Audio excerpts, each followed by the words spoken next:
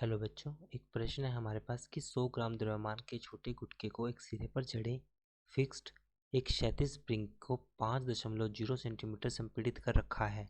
चित्र में स्प्रिंग को एक नेतांक 100 न्यूटन प्रति मीटर के न्यूटन पर मीटर है। जब गुटके को छोड़ दिया गया है तब वह स्प्रिंग को धक्के से बाहर की ओर चलता हुआ स्प्रिंग को छोड़ देता है।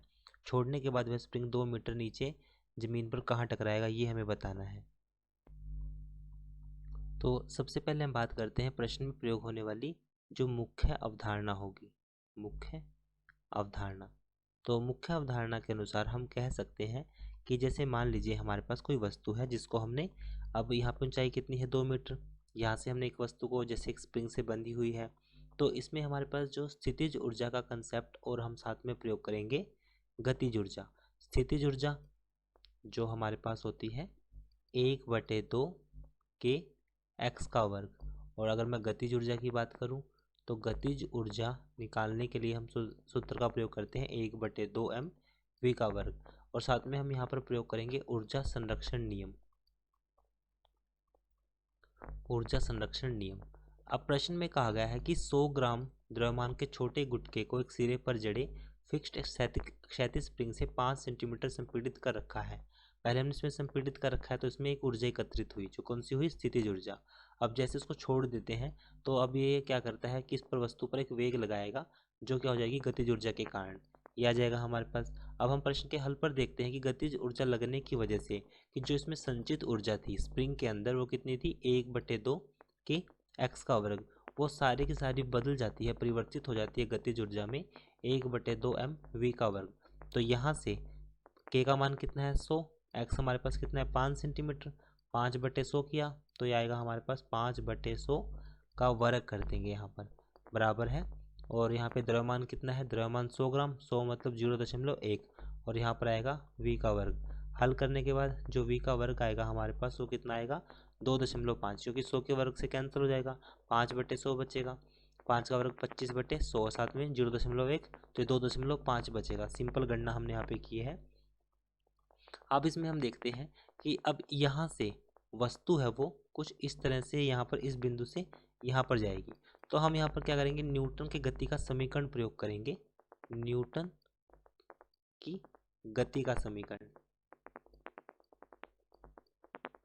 वस्तु द्वारा जो तय की गई दूरी होती है s बराबर होती है ut जमा 1/2 at का वर्ग, ये हो जाएगा। अब इस बिंदु पर देखते हैं वस्तु द्वारा तय की गई दूरी s बराबर ut जमा, अब वस्तु ने कितनी दूरी तय की है, प्रश्न में दिया गया है 2 मीटर, बराबर है। अब सबसे उच्चतम बिंदु पर जो वेग होगा वो तो शून्य रहेगा, तो 1/2 a का मान कितना है g, t का वर्ग, तो गुरुत्वीय त्वरण क्या हो जाएगा हमारे पास g, इस तरह से। तो यहाँ से जो t का मान आएगा वो आएगा 4/g सारे का वर्गमूल, ये आ जाएगा हमारे पास समय t। अब यहाँ पर देखते हैं, अब समीकरण दोबारा से प्रश्न में पूछा गया है कि स्प्रिंग को धक्के से बाहर की ओर चलता हुआ स्प्रिंग को छोड़ देते हैं। छोड़ने के बाद स्प्रिंग 2 मीटर के नीचे स्थित जमीन पर कहाँ टकराएगा, मतलब वह कहाँ पर टकराएगा, ये हमें बताना है। तो अब हम इसमें देखते हैं समीकरण में s बराबर है u का मान, अगर उसके आरंभिक वेग की बात करूं 2.5, t का मान कितना है 4/g, जमा 1/2, g का मान हमारे पास रहेगा ऐसे कैसे, ये हमारे पास क्या हो जाएगा, ये इस दिशा में होगा, क्षैतिज दिशा में, और हम जानते हैं क्षैतिज दिशा में जो त्वरण का मान होता है वो शून्य होता है, तो शून्य, और टी का मान कितना होगा वो भी सारा, क्योंकि शून्य से गुणा करने पर वो शून्य ही बनेगा, तो सारा ही शून्य आ जाएगा। तो यहाँ से हमने पाया कि जो हमारे पास s का मान आएगा, अब जो s के मान को देखते हैं, s बराबर है, यहाँ से s बराबर है 2.5 वर्गमूल, और साथ में 4/g सारे का वर्गमूल, तो यहाँ से s का मान जो आएगा हमारे पास वो आ जाएगा, हल करने के बाद समीकरण s बराबर है वर्गमूल 2.5 गुणा 4/g, हल करने के बाद मान आएगा 10/g, और सारे का वर्गमूल ये आ जाएगा। फिर इसको हल करते हैं g/g, g का मान भी 10 के बराबर ही होता है, लगभग 1, तो वस्तु द्वारा जो तय की गई दूरी होगी वो 1 मीटर आएगी। तो प्रश्न में हल आएगा हमारे पास 1 मीटर। आशा करता हूँ कि प्रश्न का हल आपको समझ में आया होगा। धन्यवाद।